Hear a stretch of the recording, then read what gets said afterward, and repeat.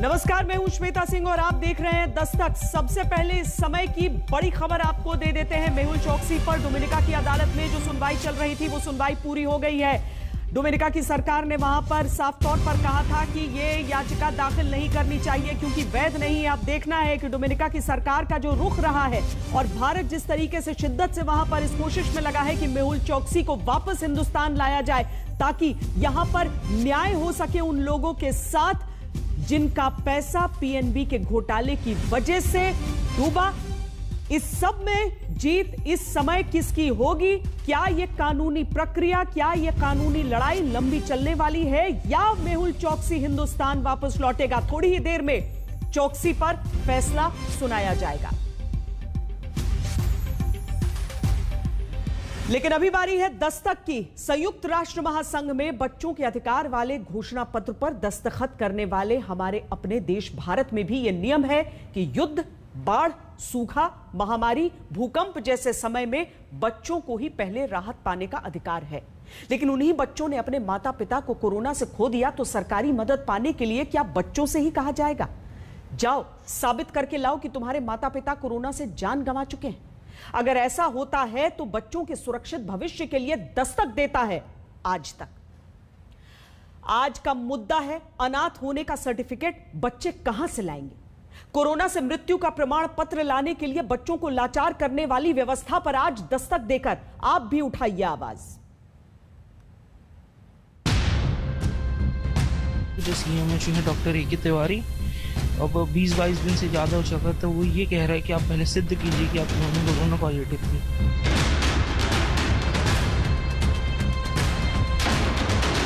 आपके पास कोरोना का तो सर्टिफिकेट है कि नहीं? हाँ, नहीं है सर।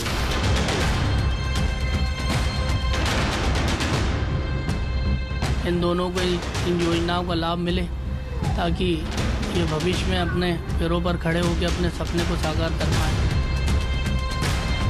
अभी तक तो कोई मुझे सर्टिफिकेट नहीं मिला है, डेथ सर्टिफिकेट और जो भी पेपर्स मुझे रिक्वायर्ड है जो मुझे आगे ऑफिशियली लगाना है।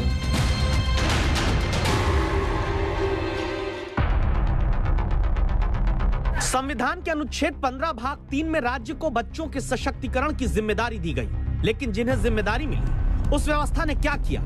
मध्य प्रदेश की राजधानी भोपाल में बैठे 10वीं के छात्र हनुशीष की आंखों में आंखें डालकर क्या कोई जवाब दे सकता है कि आखिर जिस बच्चे ने 4 दिन के भीतर पहले अपने पिता गिरीश कुमार को कोरोना के कारण खोया और फिर मां दिव्या का साया बेटे के सिर से उठ गया, उस बेटे के हाथ को थामकर मदद का भरोसा सरकारी ऐलानों में तो सामने आया, लेकिन माता पिता को खोने वाले बच्चे के कंधे पर ही ये साबित करने की जिम्मेदारी डाल दी गई कि तुम साबित करो कि तुम्हारे माता पिता की मौत कोरोना से हुई है। क्योंकि अस्पताल से मिले हनुशीष के पिता की डेथ सर्टिफिकेट पर मृत्यु का कारण निमोनिया लिखा है, उन्हें कोरोना पॉजिटिव बताया गया। भोपाल के जिस भदभदा शमशान घाट पर पिता का अंतिम संस्कार हुआ उसमें भी मृत्यु का कारण कोरोना लिखा है, लेकिन सरकारी डेथ सर्टिफिकेट पर मृत्यु का कोई कारण तक दर्ज नहीं किया गया। जिस जगह कमेंट करके लिखना था कोरोना, वहाँ खाली छोड़ दिया गया। अगर उसमें कोरोना नहीं लिखा रहेगा जो हमें नगर निगम भोपाल ने दिया गया है, तो जो सरकार योजनाएं बना रही हैं कि 1 लाख देंगे, 5,000 पेंशन देंगे, तो वो उसकी लाभ नहीं मिल पाएगा क्योंकि वो कोरोना सिद्ध नहीं हो पाएगा।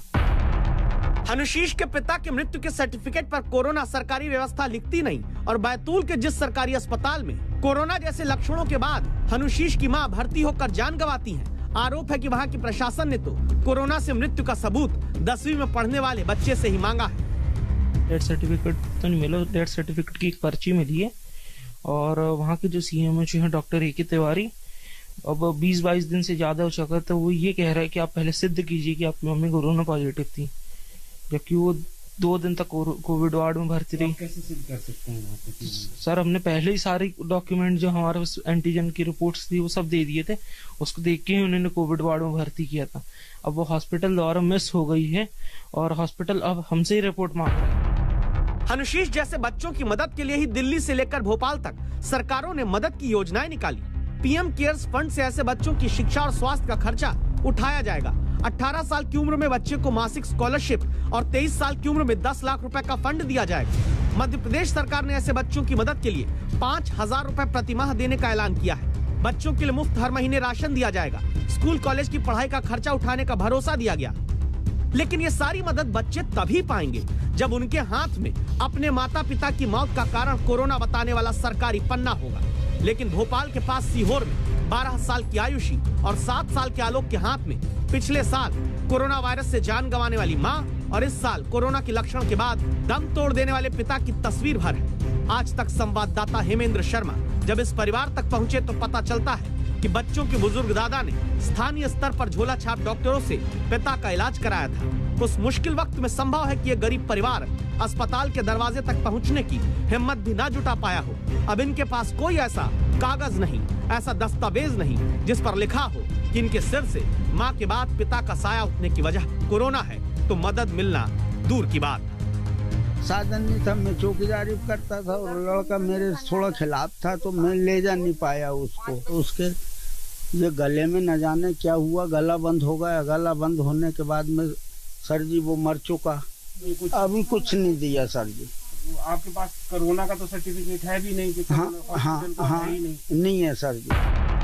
लेकिन जिनकी जान कोरोना ने सरकारी अस्पताल के भीतर ली, उन बच्चों को भी सरकार के भरोसे वाली मदद पाने के लिए चक्कर काटने पड़ रहे हैं। रतलाम मेडिकल कॉलेज में अस्पताल के दरवाजे बंद हो जा रहे हैं। पिता को खोने वाला गौरव रोज एक काउंटर से दूसरे काउंटर दौड़ता रह जाता है, क्योंकि पिता की मृत्यु कोरोना से होने के बावजूद मदद के हाथ बंधे हैं। क्यों?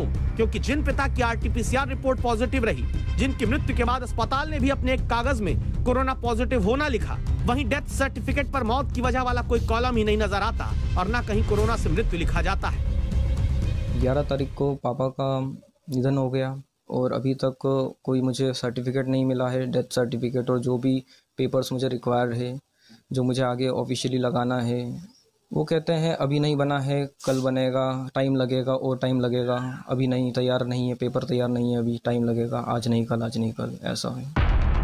समस्या जानने के बाद अब बारी है जवाबदेह लोगों तक इस मुद्दे को ले जाने की। संवाददाता हेमेंद्र शर्मा ने इस जिम्मेदारी को भी निभाया है। ये सारी बातें मध्य प्रदेश सरकार के प्रवक्ता और स्वास्थ्य शिक्षा मंत्री विश्वास सारंग से पूछी कि आखिर योजनाएं मदद करने की हैं, तो उन्हीं योजनाओं का अधिकार पाने में डेथ सर्टिफिकेट के लिए दौड़ाया क्यों जाता है?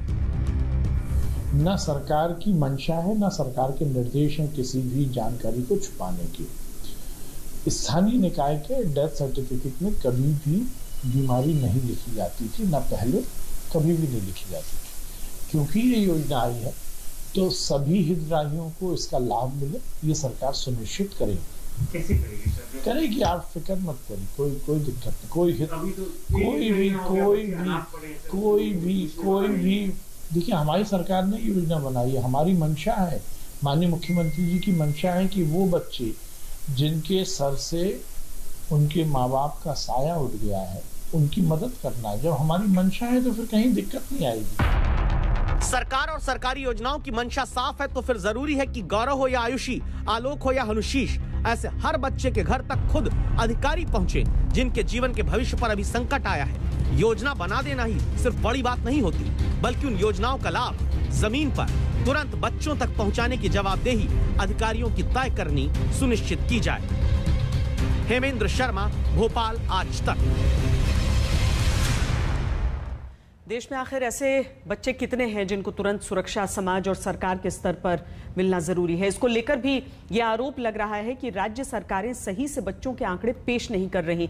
मामला सुप्रीम कोर्ट तक भी पहुंचा है, जहां राष्ट्रीय बाल अधिकार संरक्षण आयोग ने सुप्रीम कोर्ट में बताया कि कोविड-19 महामारी ने 1742 बच्चों को अनाथ कर दिया, जबकि 7464 बच्चों ने महामारी के दौरान माता पिता में से किसी एक को खो दिया। एनसीपीसीआर ने कोर्ट में बताया कि कोविड-19 के कारण देखभाल और सुरक्षा की जरूरत वाले बच्चों की संख्या 9346 है। यह जानकारी 29 मई तक एनसीपीसीआर के ऑनलाइन पोर्टल पर उपलब्ध आंकड़ों के अनुसार है। अब जरूरत है कि ऐसे हर बच्चे तक खुद सरकारी अधिकारी पहुंचे और योजना के अनुसार उन्हें लाभ, सुरक्षा, सुविधा दें। हमारे देश में कोरोना काल में डॉक्टरों, स्वास्थ्य कर्मियों ने अपनी जान पर खेलकर करोड़ों भारतीयों की जीवन रक्षा की, जिन्हें देवदूत कहा गया। क्या उन्हीं डॉक्टर्स और स्वास्थ्य कर्मचारियों को लेकर समाज, सिस्टम और सरकारें वाकई संवेदनशील होती हैं? देश के 2 राज्यों से आपको हम खबर दिखाने जा रहे हैं। पहली खबर असम से, जहां डॉक्टर पर भीड़ घेर कर जानलेवा हमला करती है। दूसरी खबर राजस्थान से, जहां कोरोना की पहली लहर में भीलवाड़ा मॉडल में अपना अहम योगदान देने वाले देवदूतों को नौकरी से निकाल दिया गया।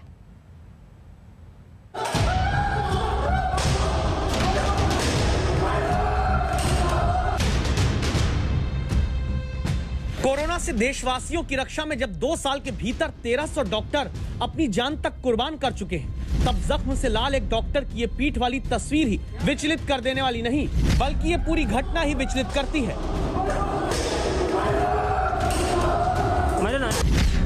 कोरोना की दूसरी लहर में जब देशवासियों की जान बचाने में दावा है 594 डॉक्टर अपना कर्तव्य निभाते हुए दम तोड़ चुके हैं, तब असम के होजाई जिले से आई इन तस्वीरों ने एक बहुत बड़ा सवाल पैदा किया। सवाल ये कि क्या जीवन रक्षकों की रक्षा करना भी कुछ लोग नहीं सीख पाए?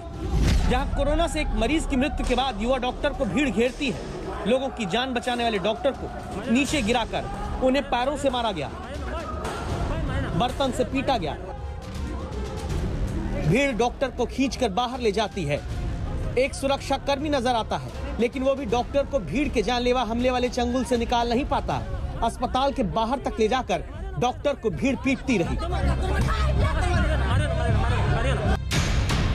कोरोना की दूसरी लहर में जब दिल्ली में नागरिकों का इलाज करते हुए उनकी जान बचाने में खुद संक्रमित होकर आईएमए के मुताबिक 107 डॉक्टर जान गंवा चुके हैं, जब बिहार में 96, उत्तर प्रदेश में 67 डॉक्टरों की मौत कोरोना से नागरिकों की रक्षा करने के दौरान जा चुकी है, जब असम में ही 8 डॉक्टर कर्तव्य निभाते अपने प्राण गंवा चुके हैं, तब क्या डॉक्टरों की सुरक्षा का भरोसा भी मजबूती से हम नहीं दे सकते? हालांकि 24 हमलावरों को अब तक पकड़ा जा चुका है, लेकिन डॉक्टर असम के हो या फिर देश में कहीं और के, वो अपनी सुरक्षा को लेकर चिंता में है। ऐसा होता ही आ रहा है, तो हर बार गवर्नमेंट बोलता है कि ऐसा करेंगे, तो अब हम लोग मतलब ऐसा पूरा फिक्स होना चाहिए क्या? अब नहीं हो, सेल्फलेसली सर्व करते हैं सब लोगों को, तो दुख की बात है। जो लोग लोगों को बचाते हैं, लोगों के ऊपर अत्याचार हो रहा है। अब जो लोगों को बचाते हैं उनके ऊपर अगर अत्याचार होने लगेगा तो हम किसको बचाएंगे? यही सवाल असम से 1900 किलोमीटर दूर राजस्थान के जयपुर में प्रदर्शन करते हुए ये डॉक्टर और स्वास्थ्य कर्मचारी पूछते हैं, जिनके हाथ में पोस्टर है, लिखा है आयुष कर्मियों को बेरोजगार मत करो। आयुष मंत्रालय के अधीन आने वाले ये वो कर्मचारी हैं जिन्हें अब अचानक बेरोजगार कर दिया गया। वो अपनी नियुक्ति के लिए भीलवाड़ा से जयपुर तक रोज प्रदर्शन के लिए मजबूर हो गए। कोरोना काल में जब लोग रोजगार के लिए भटक रहे हैं, ऐसे समय में कोई बेरोजगार हो जाए तो इसे क्या कहेंगे? राजस्थान में यह काम करने वाले डॉक्टर्स, फार्मासिस्ट, योगा इंस्ट्रक्टर सारे आयुर्वेद विभाग के हैं, जो कॉन्ट्रैक्ट पर काम कर रहे थे और अचानक से इतने दिनों तक कोरोना में ड्यूटी देने के बाद इन्हें कहा गया कि आपका कॉन्ट्रैक्ट खत्म हो रहा है। ये सभी लोग यहाँ पर प्रदर्शन कर रहे हैं। 30 अप्रैल 2021 को केंद्र सरकार की तरफ से एक लेटर दिया जाता है CCRS के माध्यम से कि आपका जो प्रोग्राम है वो बंद कर दिया गया, प्रोग्राम आगे आपकी सेवाएं निरंतर नहीं रखी जाएगी, ये कहकर और हमें 30 तारीख को हमारी सेवाएं समाप्त कर दी गई सर। और ऐसे समय में हमारी सेवाएं समाप्त की गई जब माननीय कलेक्टर महोदय, जो भीलवाड़ा कलेक्टर है, उन्होंने राजस्थान आपदा अधिनियम 200 के तहत हमारी सेवाएं जो अधिकृत कर ली थी, और जो 161 कर्मचारी है वो फ्रंट लाइन में आके और कोरोना में अपनी सेवाएं दे रहे थे। और पिछले 14 महीने से ये सारे कर्मचारी जो हैं वो कोरोना में अपनी सेवाएं दे रहे हैं। पिछले साल भीलवाड़ा मॉडल बड़ा सुर्खियों में आया था। उस मॉडल में फ्रंट पर इन्हीं 161 लोगों ने काम किया था। कोई योग डॉक्टर है, कोई फार्मासिस्ट, कोई नर्स। ये अपने तरीके से लगातार मरीजों के बीपी, शुगर समेत तमाम रोग कंट्रोल कराते रहे, ताकि कोरोना और खतरनाक न बन जाए। क्षेत्रीय जो आयुर्वेद संस्थान है उसके अधीन चल रहा था। जिले में 22 इंस्टीट्यूट हैं, CHC उस पर चल रहा था और एक जिला अस्पताल में चल रहा था। तो 5 कार्मिक यहाँ पे लगे हुए थे जिला अस्पताल में और बाकी फील्ड में लगे हुए थे। लेकिन अब इन्हीं आयुष हेल्थ वर्कर का कॉन्ट्रैक्ट कोरोना के मुश्किल वक्त में अचानक खत्म कर दिया गया। खुद का ध्यान नहीं रखते हुए पेशेंटों को ट्रीटमेंट किया है, योगा से, आयुर्वेद से, सभी से मतलब ट्रीटमेंट किया, लेकिन फिर भी आज सभी को इस तरह से निकाला गया, तो बहुत दुख की बात है हम लोगों के लिए। न्यूनतम तनख्वाह में भी हम अपनी 100% सेवाएं दे रहे थे, उसके बाद हमें निकाल दिया गया है, तो उसके लिए हम यहाँ आए हैं और अनिश्चित काल तक धरना देंगे जब तक हमारा प्रोग्राम एक्सटेंशन का लेटर नहीं आता है। हमें ऐसे कोरोना महामारी में ऐसे समय में हटाया है जब हमारे पास रोजगार का कोई साधन नहीं है। आप खुद सोचिए कि जो स्वास्थ्य कर्मचारी कोरोना के मरीजों को वार्ड के भीतर योग करा के तमाम रोगों से बचाते हुए मानसिक रूप से स्वस्थ रखने में जुटे रहे, अब वो बाहर अपने रोजगार की चिंता में खड़े हैं। मुश्किल में जो काम आए उन्हें बेरोजगार करने वालों पर आप दस्तक दीजिए। जयपुर से शरद कुमार के साथ आज तक ब्यूरो। अब खबर उन डॉक्टर साहब की जो सियासत में समाजवादी पार्टी के सांसद बने, लेकिन धर्म की राजनीति करने की बीमारी के चलते समाज के मन में जहर घोलने वाला बयान देते हैं। ऐसे जनप्रतिनिधि कोरोना काल में जनता को भय और भ्रम के जाल में डालने के लिए भी जिम्मेदार है। आप सोचते होंगे कि वैक्सीन को लेकर देश में भ्रम फैलाने वाले लोग कौन हैं? तो पहला जवाब है समाजवादी पार्टी के मुरादाबाद से सांसद एसटी हसन जैसे लोग। आप कहेंगे क्यों? तो एक ट्रेलर देखिए।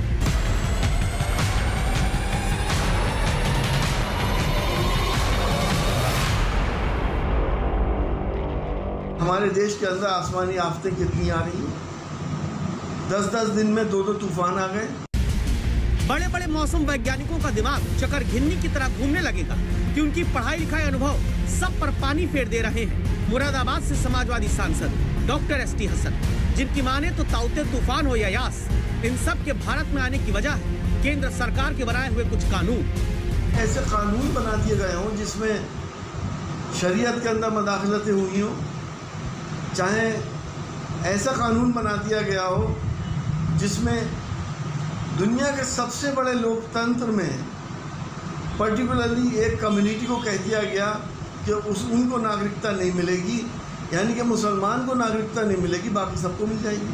तो ये जो नाइंसाफ़ियाँ हुई हैं उसके एवज़ में आपने देखा कि हमारे देश के अंदर आसमानी आफतें कितनी आ रही हैं। 10-10 दिन में 2-2 तूफान आ गए। अब यूं तो सांसद हसन साहब के पास MBBS MS की डिग्री है। अलीगढ़ मुस्लिम यूनिवर्सिटी से इनकी शिक्षा दीक्षा हुई। पेशे से खुद को डॉक्टर बताते हैं। इंटेस्टिनल गैंग्रीन पर थीसिस लिखने का दावा भी करते हैं। लेकिन फिलहाल धर्म के आधार पर राजनीति करने के चक्कर में ऐसी अज्ञानता की थीसिस लिखने में जुटे जिसमें इनके मुताबिक देश में अगर नागरिकता कानून न आता, 3 तलाक कानून न बनता, तो न तूफान आते न कोरोना आता। हम सब धार्मिक लोग हैं। हम ये मानते हैं कि दुनिया का चलाने वाला और दुनिया में इंसाफ करने वाला कोई और है। अगर ज़मीन वाले जब इंसाफ नहीं करते तो आसमान वाला इंसाफ करता है, और जब वो इंसाफ करता है तो उसमें इफ़ एंड बट नहीं हुआ करता। आपने देखा नहीं पिछले दिनों क्या हुआ है? लाशों की कितनी बेहुरमती हुई है, कुत्तों को लाशें खानी पड़ गई। ऐसे ही जनप्रतिनिधियों के कारण अफवाहें फैलती हैं, भ्रम फैलता है, जनता शिकार होती है, नतीजा देशवासी भुगतते हैं। समाजवादी पार्टी के सांसद एसटी हसन के बयान से ये साफ होता है कि ये देश के संविधान में विश्वास रखने वाले लोग नहीं। जनप्रतिनिधियों की जिम्मेदारी जनता में तार्किक शक्ति को पैदा करना और मजबूत करना भी होता है, लेकिन ये जिम्मेदारी अगर नेता संभाल लेते तो सांसद जी खुद भ्रम के शिकार न होते। मुरादाबाद से शरद गौतम के साथ अभिषेक मिश्रा, लखनऊ आज तक। आज 2 जून है। ये वो तारीख है जब सोशल मीडिया से लेकर अपने आसपास के लोगों तक आम लोग बहुत हंसते हुए कहते हैं कि देखो मैंने आज 2 जून की रोटी खा ली। 2 जून की रोटी यानी वो कहावत जिसमें कहा जाता है कि बड़े खुशनसीब होते हैं वो लोग जिन्हें 2 जून की रोटी नसीब हो जाती है। इस कहावत में 2 जून कोई तिथि नहीं है, बल्कि 2 जून का मतलब होता है सुबह शाम 2 समय की रोटी मिल जाना, यानी 2 वक्त का पेट भर जाना। देश का पेट किसान भरते हैं और उन्हीं किसानों के हक की दस्तक आज आपको देनी है जो अपने 2 जून की रोटी के लिए फसल उगाते हैं लेकिन फेंकने को मजबूर हो जाते हैं। जो तस्वीरें आपने देखी उसकी कहानी शुरू करने से पहले देखिए उन संदेशों को जो आपके पास व्हाट्सएप पर आए होंगे या आपने भी भेजा होगा, ये कहकर स्माइली बनाकर कि आज तो 2 जून है और 2 जून की रोटी खा ली या 2 जून की रोटी खा लेना। 2 जून की रोटी यानी 2 वक्त की रोटी आपको हमको किसान देता है। वो किसान जिसकी हालत मई के आखिरी से जून के इस हफ्ते के बीच दिखाने खेत तक पहुंचे हैं भोपाल में संवाददाता हेमेंद्र शर्मा, जहां किनारे कई किलो टमाटर लाकर फेंका गया। सवाल उठता है कि जो किसान टमाटर उगाता है ताकि जनता को 2 जून की रोटी मिले और 2 जून की रोटी किसान का परिवार भी खा सके, क्या उसी किसान को अपनी मेहनत के लाल टमाटर का कत्ल यूं खेत के किनारे करना पड़ा है? ये खेत भोला रामपाल का है, जिन्होंने 5 एकड़ में 1 लाख रुपए खर्च करके टमाटर लगाया। उपज अच्छी हुई, लेकिन बाजार में अभी कीमत 20 किलो टमाटर की क्रेट की 80 रुपए मिलती है। यानी 4 रुपए किलो। 4 रुपए पाने का मतलब था किसान के लिए सिर्फ नुकसान। इसीलिए या तो खेत में ही टमाटर सड़ने के लिए छोड़ दिया या फिर उन्हें निकाला गया तो बाहर लाकर फेंक दिया। हम परेशान है, पूरा टमाटर पड़ा है खेत पे, सड़ गया आधा, और जो कुछ बचा 10-20 कैरेट बिकती है, पूरा घर पे पड़ा 20-25 कैरेट, माल ही नहीं बिक पा रहा है, सड़ दिया। आखिर क्या कारण है कि जो टमाटर साल में कुछ महीने 80 रुपए के पार तक पहुंच जाता है, उसी टमाटर के अभी 2 रुपए 4 रुपए मंडी में किसान पा रहा है। इतनी कम कमाई की 2 जून की रोटी देश को देने वाले किसान के खेत ही उसकी उम्मीदों के कब्रगाह बन गए हैं। मौसम की मार तो किसान हर साल झेलता ही है, लेकिन इस साल कोरोना की वजह से लगाए गए लॉकडाउन के कारण टमाटर के किसान अपनी फसल बेच नहीं पा रहे हैं, और यही कारण है कि मजबूर होकर उन्हें टमाटर सड़कों पे और खेतों पे फेंकना पड़ रहा है। और हैरानी की बात यह है कि ऐसे समय में सरकार की तरफ से भी किसानों की कोई मदद नहीं की जा रही है।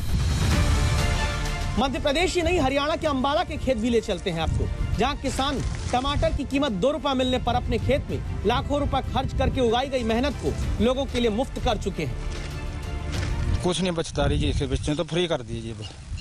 क्यों कर दिया? इसमें खर्चा ही नहीं पूरा हो रहा जी, तेल का, काशी का, दिहाड़ी वाले तीमी का, कोई खर्चा पूरा नहीं हो रहा है। तो जब 2 जून की रोटी का मैसेज बड़े हंसते हुए आप शेयर करें, तो देश के किसान के बारे में भी सोचिएगा, जो टमाटर ही नहीं बल्कि आपके लिए विटामिन सी के सबसे बड़े स्रोत संतरा को उगाने के बाद अपने लिए विटामिन पी यानी पैसे का इंतजाम नहीं कर पा रहा। ये तस्वीरें मध्य प्रदेश के आगर मालवा की, जहां हाथ में संतरा तो है लेकिन संतरे के बदले मिलने वाली कमाई नहीं। वो आगर मालवा जहां दावा है 7,000 करोड़ रुपए का संतरा अब भी खेतों में ही पड़ा रह गया। तो किसानों ने थक कर जिन पेड़ों से नारंगी कमाई उगती थी, उन पेड़ों के नारंगी तबाही के रूप में बदलने पर पेड़ों को कटवाना शुरू कर दिया। सही भाव नहीं मिल रहा हमको, और फसल भी नहीं हो रही कुछ भी। व्यापारी खरीदते तो टाइम टू टाइम पैसे भी नहीं देते हैं, इसलिए परेशान हो गए। 14 सदस्य है घर पे, हम उनको भी खाने पीने में व्यवस्था चाहिए, क्या करें फिर इनको, इसलिए काट रहे हैं। संतरे की खेती में मार्च के करीब से 80% कमाई का जरिया निकलता है, लेकिन इस दौरान कोरोना बढ़ने के बाद जब लॉकडाउन लगा तो मजदूर, व्यापारी, ट्रांसपोर्ट तीनों मिलना मुश्किल हो गए। संतरा पक गया, खुद पेड़ों से टपक गया। किसान लाचार होकर संतरे का पेड़ काट बैठे। फसल आती है लेकिन इसका भाव नहीं मिलता है, और कोड़ियों का दाम बिकता है और फसल का नुकसान होता है। इसके लिए काट रहे हैं क्योंकि दूसरी फसल बोएंगे। टमाटर हो या संतरा, ये तस्वीरें बताती हैं 2 जून की रोटी देने वाले किसान के लिए खुद 2 जून की रोटी का इंतजाम करना कितना कठिन हो चुका है, क्योंकि जिस संतरे और टमाटर की फूड प्रोसेसिंग करके तमाम तरह के फायदे किसानों को दिए जा सकते हैं, खेती की वो आधारभूत संरचना राज्यों ने मजबूती से कभी तैयार ही नहीं की। भोपाल से हेमेंद्र शर्मा के साथ आज तक ब्यूरो। 12वीं की परीक्षा रद्द होने के बाद भी छात्र परेशान